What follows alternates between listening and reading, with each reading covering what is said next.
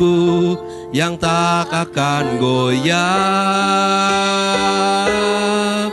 Kau memegang hari esokku dan menuntun setiap jalanku. Bersamamu ku tak akan goyah. Bersamamu ku tak akan goyah. Mari kita doa. Tuhan, baru saja kami menyanyikan kata-kata, ajar kami mengerti jalan-jalan, ajar kami bersyukur Tuhan. Tuhan, gampang sekali bagi kami untuk nyanyi, ngomong seperti itu. Tapi Engkau tahu bagaimana pergumulan kami untuk bisa melakukan apa yang barusan kami katakan. Itu sebabnya Tuhan, pagi ini kami datang lagi kepada Tuhan. Kami memohon pertolongan Roh Kudus supaya kami benar-benar mau melakukan apa yang Tuhan mau. Berikan kami kerinduan untuk diubah oleh Tuhan. Pagi ini Tuhan, ketika kami mau dengar khotbah, biarlah hati kami terbuka, sehingga kami boleh ditegur atas apa yang dalam hidupan kami yang gak sesuai. Kami boleh bertobat dari apa yang tidak berkenan kepada Tuhan. Kami boleh semangat Tuhan dengan apa yang menjadi kehendak-Mu.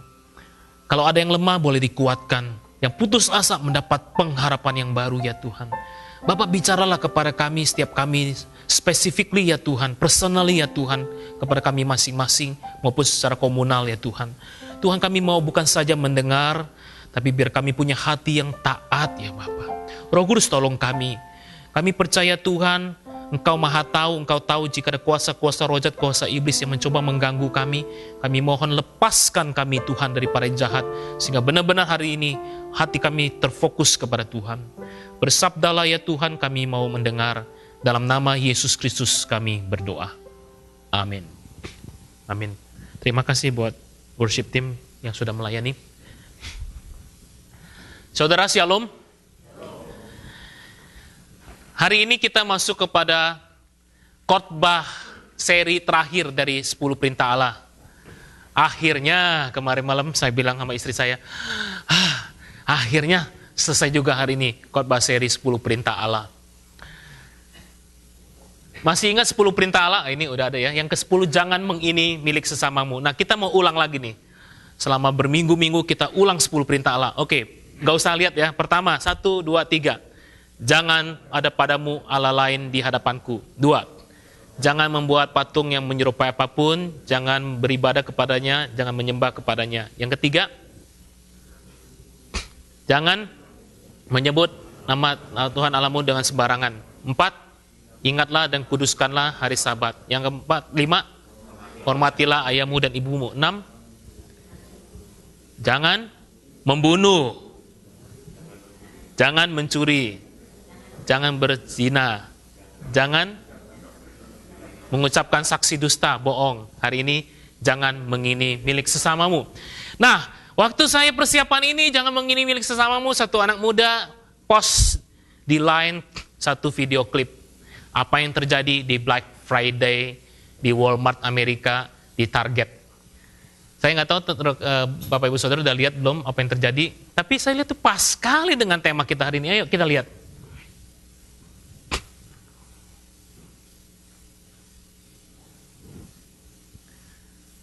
Ini di escape dulu. Ini mesti di escape dulu terus di drag ya.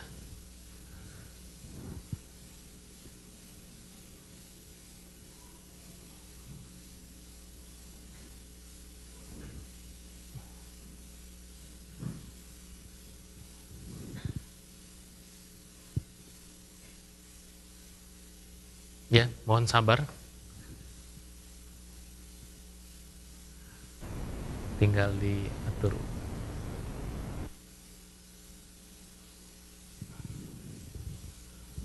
Oke.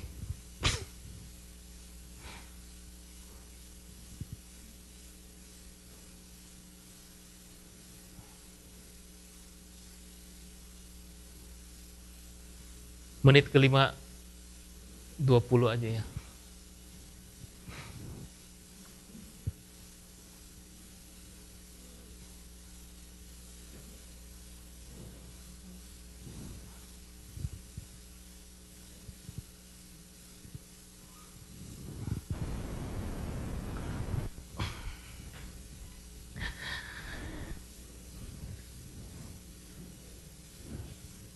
Oke.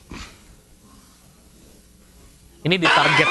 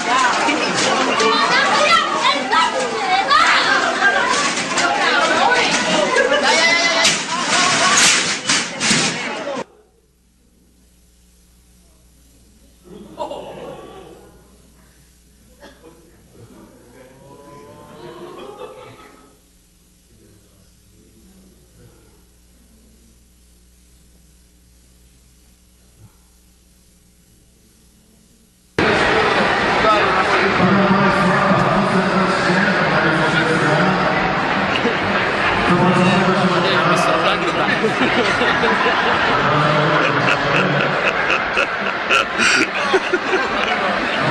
Nanti tangga turun, bukan tangga naik.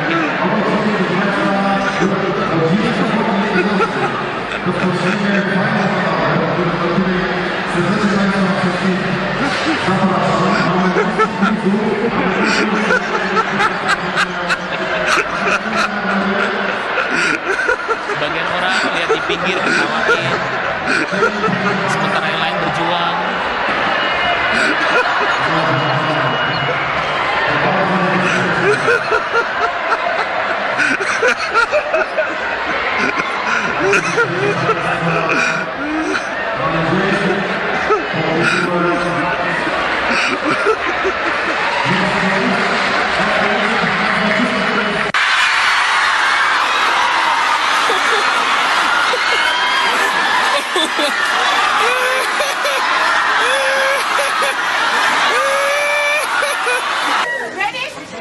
Yeah.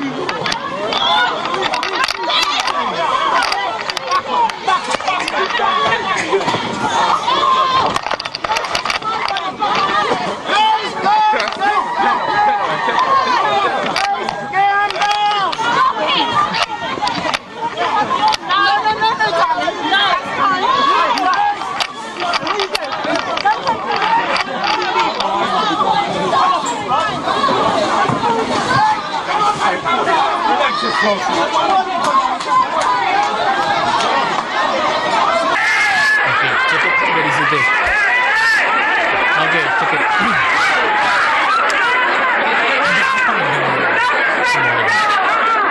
Kenapa orang rela melakukan itu?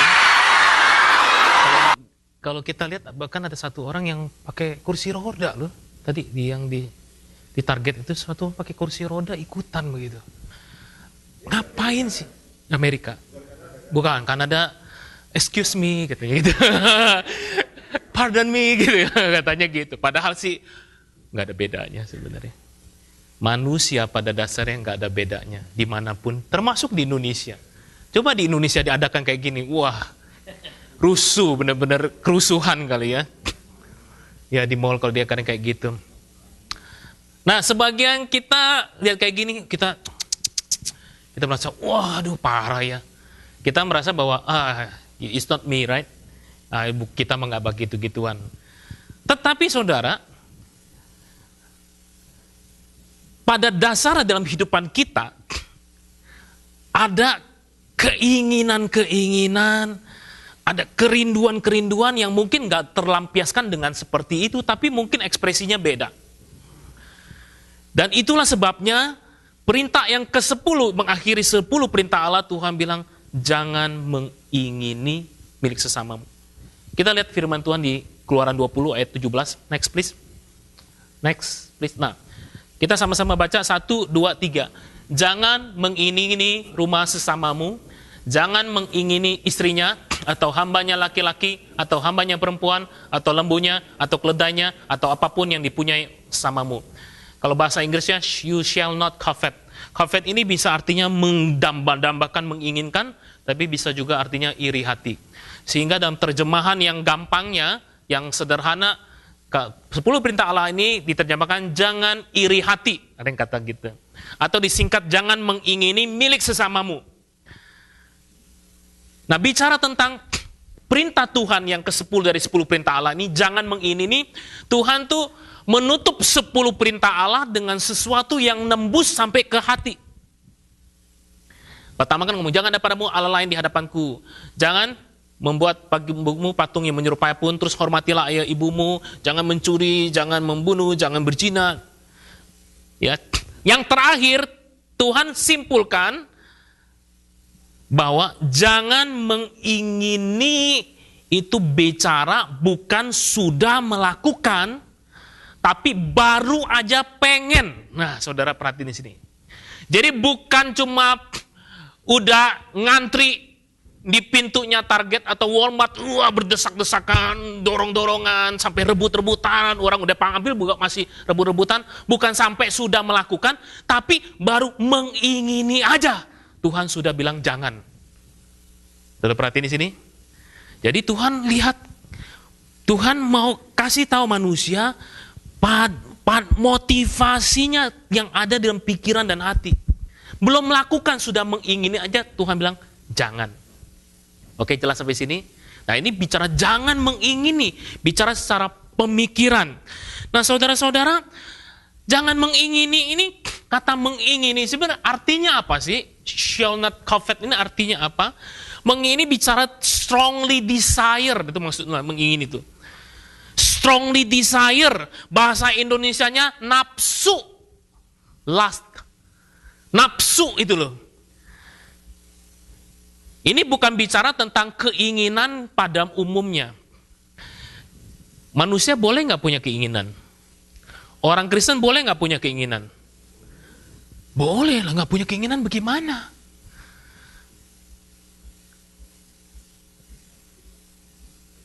Keinginan adalah sesuatu yang Tuhan ciptakan khusus buat manusia, bukan binatang-binatang. Karena manusia punya roh, dia punya keinginan, dia punya will. Itu membuat dia bisa maju, dia bisa berkembang, dia bisa berubah, dia bisa bertobat, karena ada keinginan yang Tuhan berikan. Nah ini lawan kata keinginan ini kira-kira apa? Tidak punya keinginan kan? Nah saudara, jadi ada keinginan-keinginan yang positif, ada keinginan-keinginan yang negatif. Nah yang dimaksud dengan perintah Allah ke-10, jangan mengingini ini sisi negatifnya. Nah bicara tentang keinginan, ada sebagian orang yang kita bilang, aduh dia mah nggak punya daya juang. Dia tuh nggak punya apa namanya, dia tuh orangnya nggak punya tujuan. Nggak punya daya juangnya, hidupnya kue sera-sera aja katanya. Kue sera-sera. Gimana nyanyi? Whatever will be, will be. Ya. Dan bahasa rohaninya dikatakan, wah saya mah pasrah orangnya. Saya mah nggak macem-macem, saya mah nggak pengen apa-apa. Terserahnya lah, nggak punya arah. Bagus nggak orang kayak gitu? Bagus, nggak pusingan. Tapi anaknya yang pusing, suaminya yang pusing, istrinya yang pusing, gitu kan? Ini ekstrim nih, ekstrim kiri, too ambisius kan? Wah pengen kejar, nafsu banget. Yang satu, gua nggak punya nafsu, nggak punya keinginan, nggak punya apa-apa. Nah, bagaimana Tuhan mau kita? Apakah yang di ekstrim sini, ekstrim sana? Enggak. Tuhan nggak mau kita menjadi orang yang nafsu, makanya Tuhan bilang jangan mengingini. Tapi juga Tuhan bukan bilang nggak boleh punya keinginan. Tapi bagaimana keinginan kita ini menjadi sesuatu yang ilahi, yang membuat kita maju. Saudara, kalau kita nggak punya keinginan, saudara, kita nggak akan maju. Kalau kita nggak punya keinginan, kita nggak akan maju. Nah, kita akan bahas lebih dalam soal ini. Kenapa orang nggak punya keinginan? Kenapa orang nggak punya daya juang? Biasanya karena dia takut resiko. Atau dia punya trauma masa lalu, sehingga akhirnya daripada gua ribut, daripada gua susah, daripada gua menderita, daripada gua nanti sakit hati, daripada gua nanti merasa gagal lebih lagi, makanya dia nggak punya daya juang. Nah, kita bukan bahas itu. Hari ini kita mau bahas tentang mengingini. Jangan mengingini yang negatif, sehingga kita bisa mencoba belajar mengingini yang positif. Kita lihat kata mengingini. Sebelumnya, please, tetap balik dulu. Jangan mengingini rumah sesamamu. Jangan mengingini rumah sesamamu. Jangan mengingini istrinya. Rumah itu bicara tentang properti ya. Jangan mengingini istrinya, hambanya laki-laki atau hambanya perempuan tentang relasi, tentang people. Jangan mengingini lembunya atau keledainya. Kira-kira tentang apa ini? Harta? Lembu, keledai? Bisa juga harta, bisa juga artinya itu lembu itu biasa dipakai untuk membajak, bertani, pekerjaan. Keledai itu bicara apa? Keledai untuk dimakan kah? Keledai adalah untuk kendaraan. Nah, sekarang ini mobil, ya. Coba kita rubah konteksnya gitu. Jangan mengini rumah sesamamu, jangan mengini istrinya, pacarnya, termasuk ya. Hambanya laki-laki, kira-kira apa nih kalau konteksnya sekarang kita nggak punya pembantu soalnya. Kira-kira bisa apa? Hambanya laki-laki atau hambanya perempuan? Apa? Pegawai, kalau punya pegawai ya. Lembunya, kerjaan, kendaraan yang kita pakai, dan akhirnya disimpulkan atau apapun yang dipunyai sesamamu. Jangan mengingini milik sesamamu. Kalau kita mau terapkan firman ini dalam kehidupan kita, waktu kita lihat orang lain, Jim, itu blazernya bagus ya. Yeah. Beli di mana? Secondnya berapa? Tahu secondnya berapa? Enggak ada. Kalau kita lihat orang make, terus kita pengen,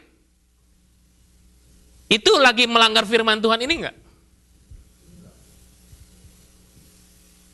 Terus kita lihat mobil orang nih, dia bawa mobil lu, bagus tuh. Terus kita kepingin tuh, melanggar firman ini enggak? Melanggarnya ke waktu kapan?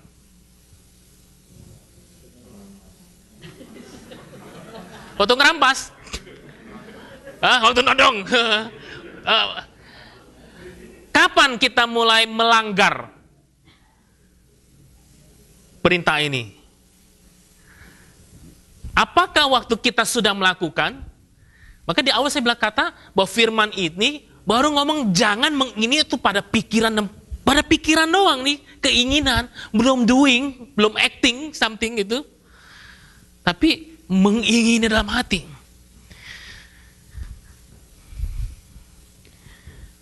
Kita akan lihat lebih jelas hal ini. Next please. Akibat daripada iri hati atau mengingini. Yakobus 4 ayat 1 sampai 3 bilang gini. Dari manakah datangnya sengketa, pertengkaran di antara kamu? Bukankah datangnya dari hawa nafsumu yang saling berjuang dalam tubuhmu?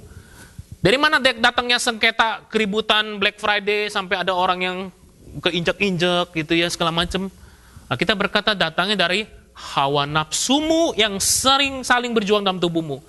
Kamu mengingini sesuatu, tetapi kamu tidak memperolehnya kalau kamu membunuh. Sebagian orang gitu. Dia pengen sesuatu, nggak dapat, dia bunuh. Kamu iri hati. Nah, di kata lain daripada mengingini, iri hati. Lihat di situ. Kamu iri hati, tetapi kamu tidak mendapat, tidak mencapai tujuanmu, lalu kamu bertengkar dan kamu berkelahi. Berapa banyak di antara kita punya goal, punya tujuan. Waktu kita melakukan sesuatu, kita berjuang untuk mencapai tujuan, ketika terus ada masalah muncul, ada orang-orang lain yang kayaknya menjadi penghambat. Akhirnya kita jadi marah kan? Karena akhirnya ini menghambat pekerjaanku, menghambat tujuanku, dan akhirnya kita berkelahi sama orang. Kenapa kita berkelahi sama orang tanpa sadar, misalnya waktu di kantor, di kerjaan, kenapa kita berkelahi sama orang? Jangan-jangan karena sebenarnya kita punya tujuan, kita punya nafsu, kita punya keinginan, dream, dan kita merasa terganggu oleh orang lain. Oke? Dan waktu kita merasa terganggu, kita bertengkar lah. Kenapa kita marah-marah sama coworkernya, sama coworker kita, sama bos kita? Karena sebenarnya kita sedang diganggu, kita punya dream. Bisa kayak gitu loh.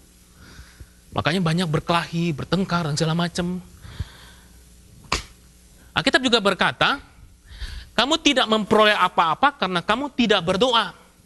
Ada sebagian orang yang pengen, berusaha sekuat tenaga, tapi nggak dapat. Tuhan bilang, kamu nggak memperoleh apa-apa karena kamu tidak berdoa. Memangnya kalau berdoa pasti terima? Ya enggak juga. Perhatiin ya, tidak berarti kalau kita berdoa pasti terima. Tetapi tanggung jawab kita berdoa. Kenapa harus berdoa? Kalau kita punya keinginan supaya apa saudara? Kenapa kita bukan cuma perlu punya keinginan, tapi kita perlu berdoa supaya kita mendapat. Kalau nggak mendapat, kita bisa ikutin apa yang Tuhan mau. Kita berdoa, kita tanya sama Tuhan apa yang Tuhan mau. Kita tanya sama Tuhan, Tuhan boleh nggak? Boleh nggak saya begini? Boleh nggak? Tuhan lihat bagus nggak? Kenapa kita berdoa?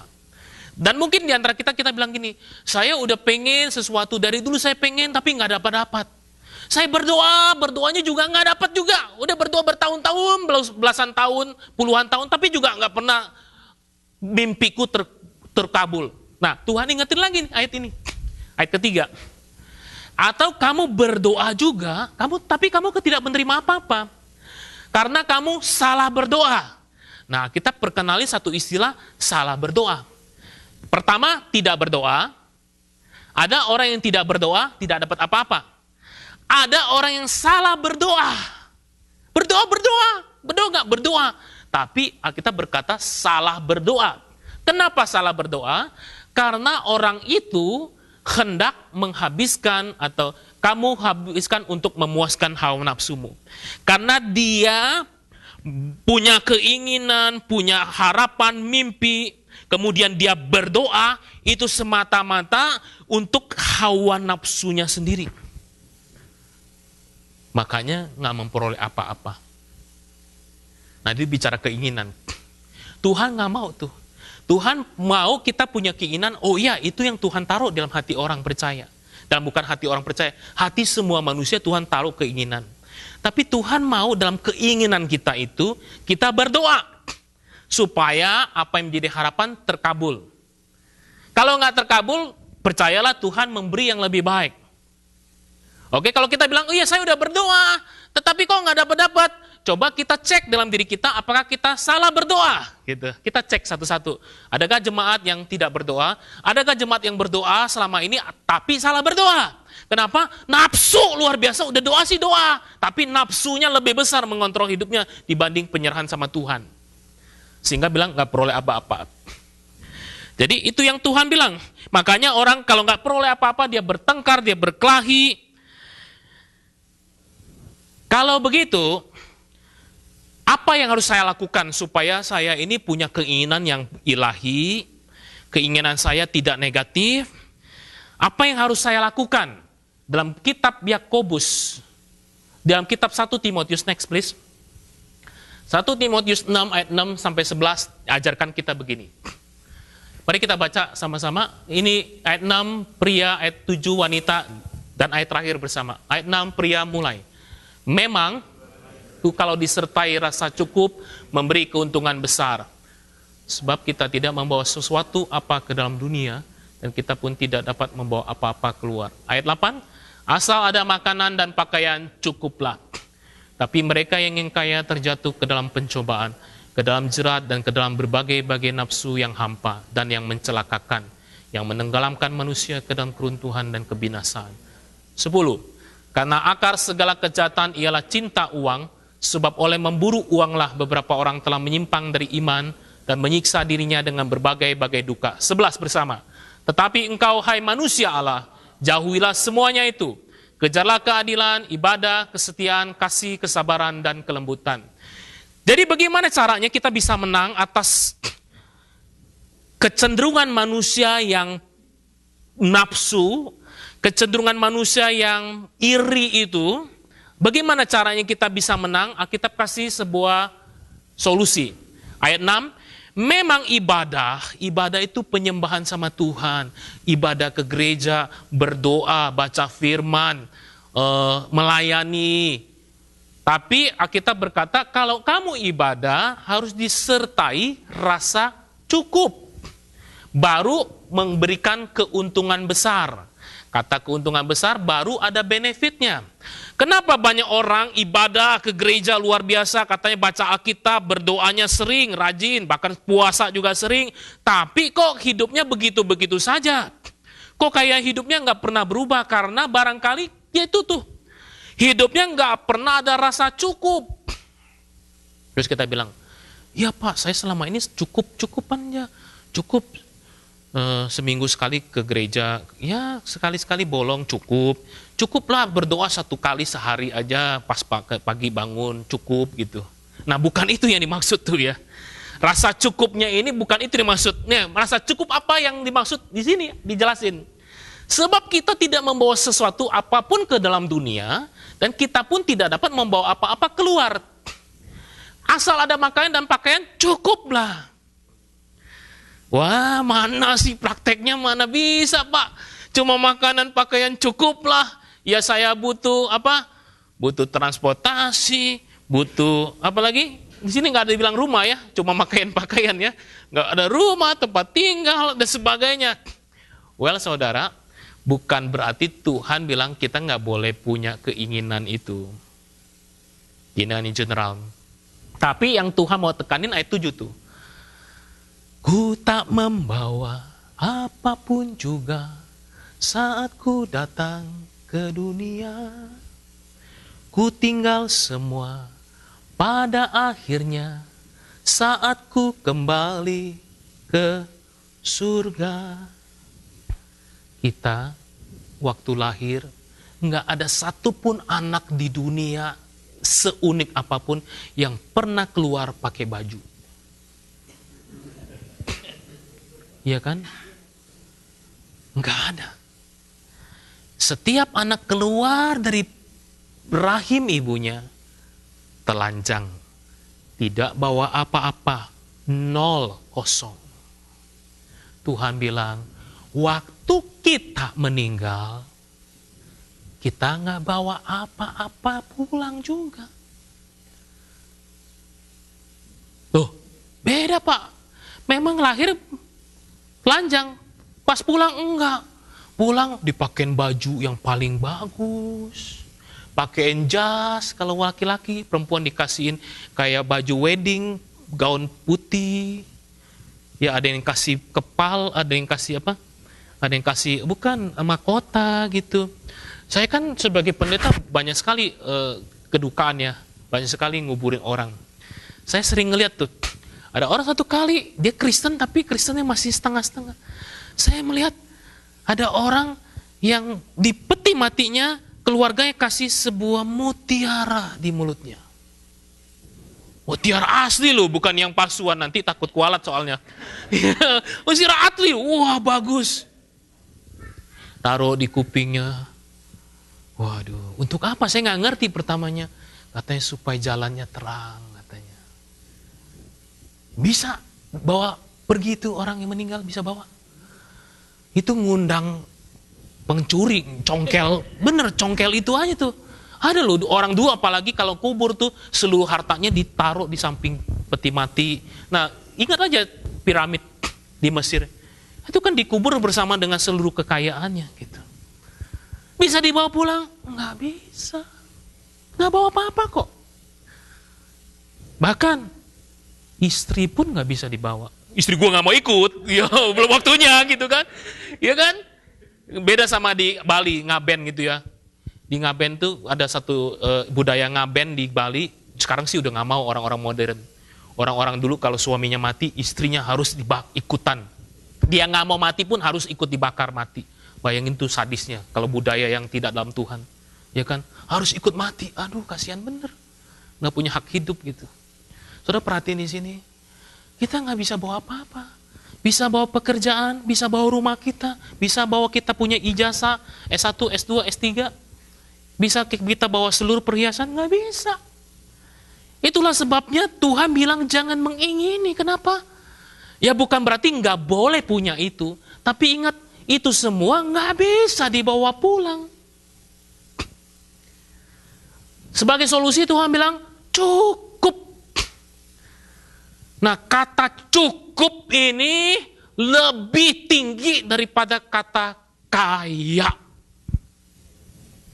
Nah, kita berkata nih, tetapi mereka ingin kaya terjatuh ke dalam pencobaan, ke dalam jerat, ke dalam berbagai nafsu yang hampa, mencelakakan, yang menegakkan manusia ke dalam keruntuhan dan kebinasaan.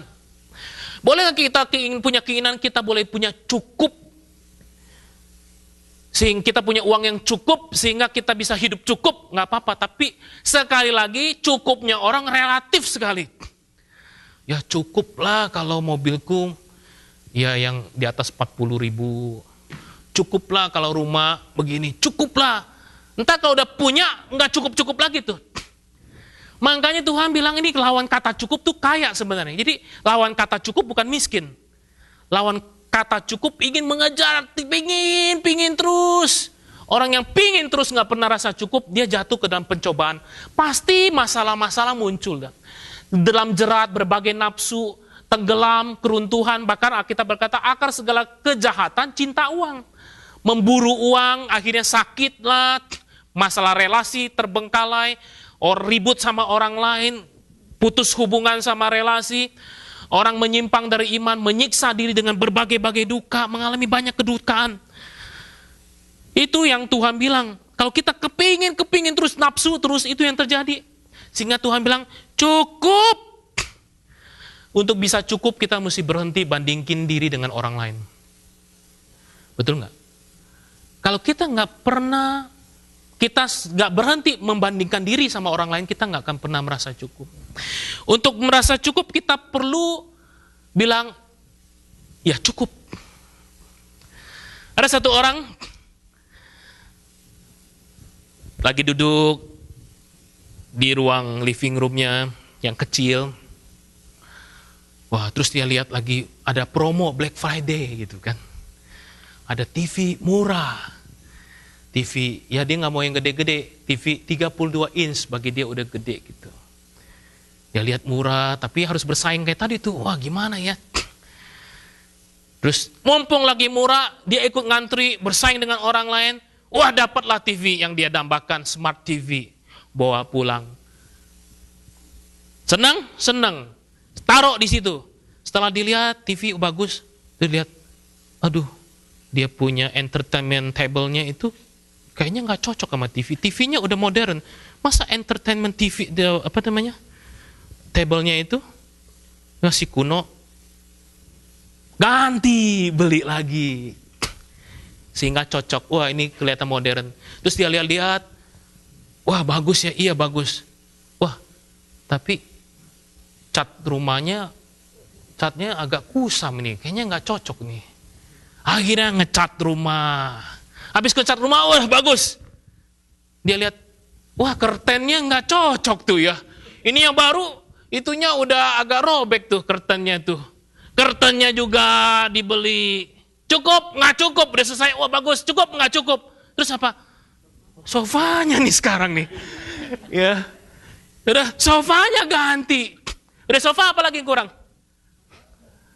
Karpetnya, wah karpetnya udah mulai, karena anak ketumpahan susu, ketumpahan apa, wah ini gimana, semua udah bagus, masa karpetnya kayak gitu, beli karpet.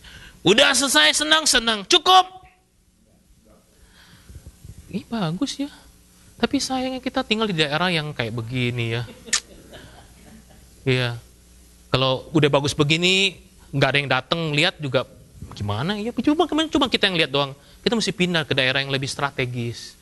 Cari rumah. Udah, cukup, puas. Semua ada bagus. Ya. Ntar duduk sama istri. Istri gue kok kayak gini. Itu bakal terjadi selingkuh dan segala macam. Semuanya ganti, termasuk istri mau diganti. Kalau nggak ada rasa cukup, sampai kapanpun nggak akan cukup. Nggak akan puas. Betul nggak?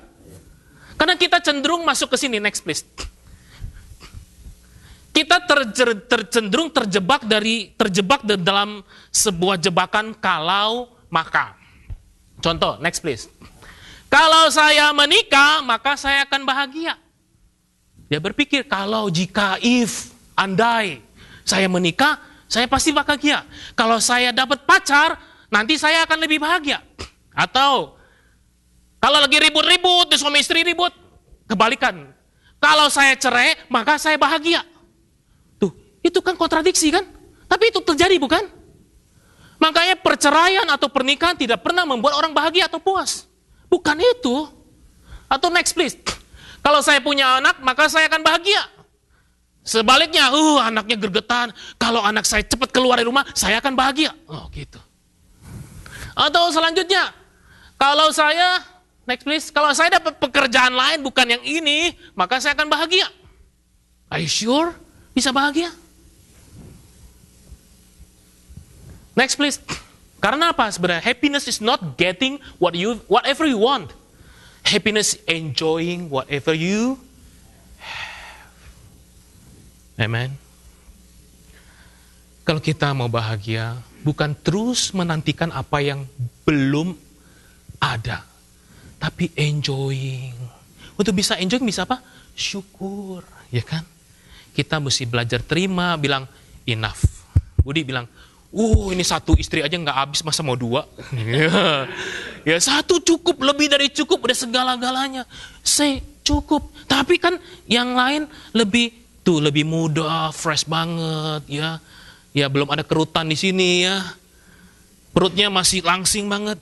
Kita bilang cukup. Orang dapat pekerjaan. Kapan sih kita punya pekerjaan kita bisa bilang enough, cukup? Nah ini challenging ya. Karena ada orang yang begini aja cukup gitu. Nggak punya daya juang. Ada orang kayak gitu ya. Kayak gini, gimana sih lo kok nggak maju-maju? Ya gue ikutin khotbah yang kemarin. Cukup gitu. Cukup sama males beda. Ya perhatiin. Cukup sama males beda. Cukup sama takut beda. Banyak orang gak mau maju karena takut hadapi resiko, takut bayar harga. Nah, bukan ini yang dimaksud cukup. Tapi cukup berkat orang adalah orang yang bisa terima apa yang ada sekarang, bisa bersyukur, tapi ketika ada kesempatan datang, dia berdoa sama Tuhan. Kalau dia merasa yakin, dia jalan maju, berjuangin. Nah, ini mesti ada dalam diri orang percaya. Jangan ekstrem kiri, jangan ekstrem kanan gitu ya. Bisa ngomong sama cukup. Oke, amin saudara. Cukup. Kerja, kalau kita bisa ngomong cukup, kita tuh bisa tenang, ya kan? Selesai hari ini. Well, nggak perfect. Saudara, kapan kita bisa perfect sih? Nggak bisa. Tapi kita bilang, ya cukup hari ini, cukup. Kalau kita bisa bilang cukup, kita bisa akhiri hari, terus waktu mau tidur, lega. Makasih Tuhan, hari ini saya udah lakukan yang saya bisa, cukup. Masih ada kesempatan? Lihat besok lagi, coba lagi, berusaha lagi. Satu hari kita bilang cukup. Kalau kita nggak ada cukup, pengen terus, kapan pengennya bisa berhenti? Nggak bisa. Pengen kita nggak akan pernah berhenti. Next, balik lagi ke ayat sebelumnya, please.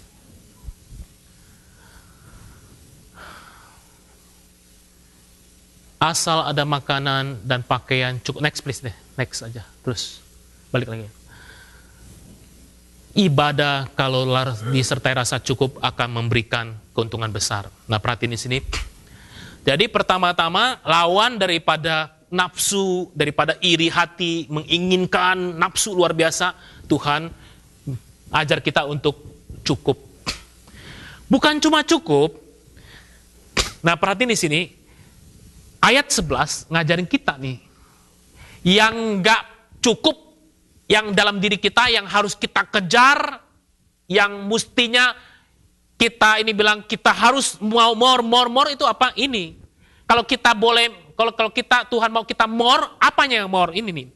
Tetapi engkau hai manusia Allah, anak-anak Tuhan, jauhilah semuanya itu, jauhilah cinta uang, nafsu, iri hati, tetapi kejar. Perhatiin sini. Tuhan suruh kejarlah keadilan. Kejarlah ibadah, kejarlah kesetiaan, kejarlah kasih, kejarlah kesabaran, kejarlah kelembutan. Ada yang Tuhan suruh kita kejar. Bukan kejar uang, bukan kejar jabatan, bukan kejar dunia ini, tapi kejar loh, bukan suruh cari loh. Ya, kan ada Alkitab berkata, carilah dahulu. Nah, ini ayat ini lebih strong lagi, kejar. Wow. Kejarlah keadilan, kejarlah ibadah, kejarlah kesetiaan, kejarlah kelemah lembutan. Saya mau singkat, kejarlah karakter. Kalau kita boleh iri, kalau saya pakai istilah, kalau kita boleh iri, irilah karakter orang, karakter yang ilahi. Ah, iri tuh. Joel bisa iri. Boleh iri nih, kalau ini boleh iri. Lihat Koko Jimmy. Wah, Koko Jimmy rajin ya ke gereja. Ya, rajinnya Koko Jimmy melayani. Ya, Koko Jimmy sabar banget ya. Saya iri sama Koko Jimmy. Nah, itu boleh tuh iri. Gitu loh. Lihat Cici Airin. Ya, wah Cici Airin luar biasa ya, muda-muda. Tahun depan udah lulus ya. Pinter main piano, sekolahnya bagus ya.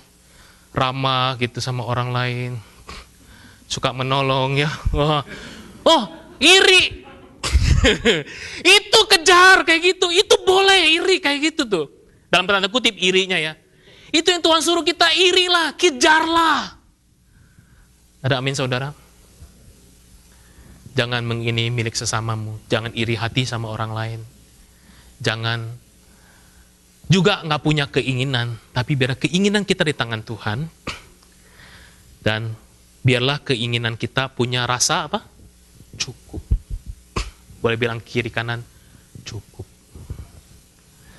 Cukup. Cukup. Cukup. Yang kita perlu kejar, karakter.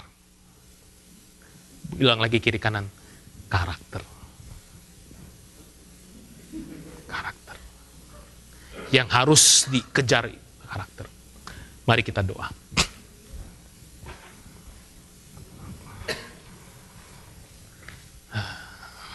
Saya mengajak kita tenang diri. Mari kita biarkan hati kita, roh kita tenang.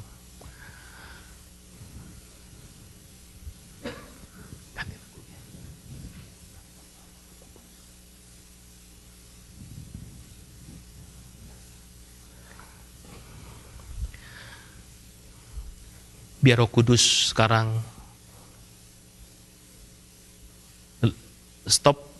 saya stop bicara. Sekarang persilakan Roh Kudus bicara secara personali dalam hidupan saudara dan saya.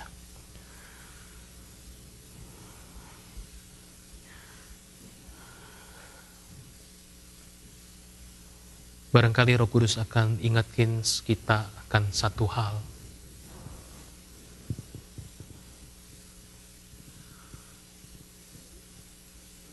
Tuh Roh Kudus tegur kita akan hal yang sesuatu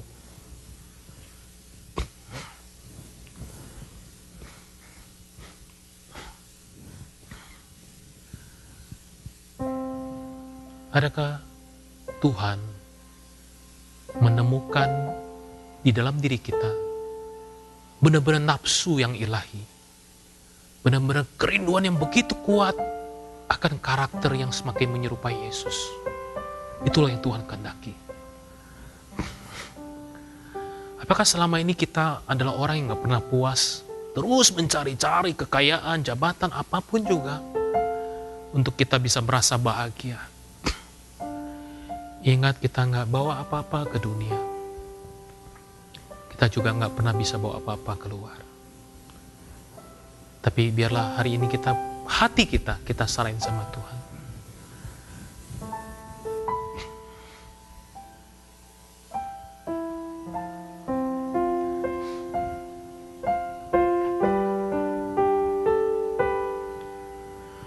Ku tak membawa apapun juga saat ku datang ke dunia. Ku tinggal semua pada akhirnya saat ku kembali ke surga. Sekali ku tak membawa, ku tak membawa apapun juga saat ku datang ke dunia. Ku tinggal semua pada akhirnya saat ku kembali ke surga. Inilah yang ku punya, hati sebagai hamba yang mau taat dan setia padamu Bapa. Kemanapun ku bawa, hati yang menyembah dalam roh dan kebenaran sampai selamanya. Inilah yang ku punya, inilah yang ku punya, hati sebagai hamba yang mau taat dan setia padamu Bapa. Kemanapun ku bawa, hati yang menyembah dalam roh dan kebenaran sampai selamanya.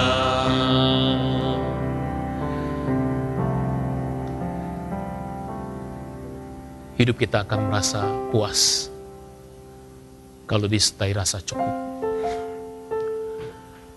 Hidup kita akan merasa sangat berbeda ketika kita bisa belajar memberi kepada orang lain. Bahkan kita berkata, waktu engkau memberi segelas air minum saja kepada orang yang haus, engkau sudah melayani aku, kata Tuhan. Saudara, mari mengakhiri 10 perintah Allah pada hari ini. Kita belajar untuk berkata cukup, berkata untuk Tuhan, saya mau menjadi blessing buat orang lain dengan apa yang ada pada saya. Kalau saudara dan saya merasa cukup, saudara bisa merasa kaya. Kalau saudara bisa merasa kaya, saudara bisa memberi kepada orang lain. Itulah sebabnya mengapa begitu penting rasa cukup dalam hati kita. Karena itu membuat saudara kaya dan mampu memberi kepada orang lain. Mari kita doa. Tuhan, apa yang ada pada diri kami, apa yang kami punya, tabungan kami, investasi kami, bahkan orang-orang yang kami cintai, pekerjaan kami, kepintaran, potensi, kemampuan dalam diri kami. Kami sadar itu bukan dari diri kami. Itu semua pemberian dari Tuhan. Sebab waktu kami lahir ke dalam dunia, kami gak bawa apa-apa. Waktu kami nanti satu hari dipanggil pulang, kami juga gak bisa membawa itu semua. Tapi syukur kepadamu ya Tuhan, bahwa ada sesuatu dalam diri kami yang bisa bernilai kekal, yang bisa bertahan sampai kekekalan, yaitu karakter kami Tuhan, yaitu jiwa kami. Tuhan, ajar kami bisa cukup ya Tuhan. Ajar kami bisa berkata cukup sama diri kami. Ajar kami bisa mensyukuri apa yang ada ya Tuhan. Ajar kami bisa terima apa yang ada, dan kami bisa belajar nikmati Tuhan.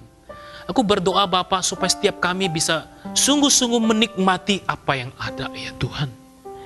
Bagi kami ya Tuhan yang punya trauma, takut Tuhan, sehingga gak punya keinginan, daya juang, Tuhan pulihkan ya Tuhan semangat itu dalam diri kami. Pulihkan ya Bapa, berikan kembali kerinduan yang ilahi, berikan kembali semangat daya juang dalam diri kami Tuhan. Bagi kami ya Tuhan yang ambisius, yang sangat nafsu, Tuhan lembutkan hati kami ya Tuhan, supaya kami belajar untuk bergantung sama Tuhan dan belajar untuk berkata cukup ya Tuhan.